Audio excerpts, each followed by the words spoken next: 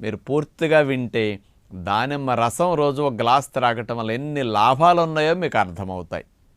దానిమ్మలో ఉన్న కెమికల్స్ రెండు ముఖ్యంగా ప్యూనిక్ యాసిడ్, ప్యూనికొలాజిన్స్ అనే రెండు కెమికల్స్ దానిమ్మలో ఉంటాయటండి.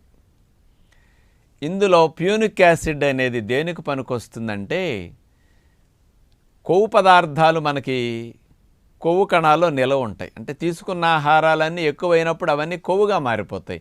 ఈ కొవ్వు అంతా వెళ్ళి ఎక్కడుంటుంది? కొవ్వు కణాల్లో నిలవ ఉంటుంది. ఈ కొవ్వు కణాలని స్టిమ్యులేట్ చేసి కొవ్వు బయటకు వచ్చేటట్టు దానిమ్మలో ఉండే ఈ ప్యూనిక్ యాసిడ్ అనేది ప్రధానంగా ఉపయోగపడుతుందట. అంటే కొవ్వు కరగటానికి, కొవ్వు కణాలని స్టిమ్యులేట్ చేయటానికి, యాక్టివేట్ చేయటానికి బాగా పనికొస్తుందట.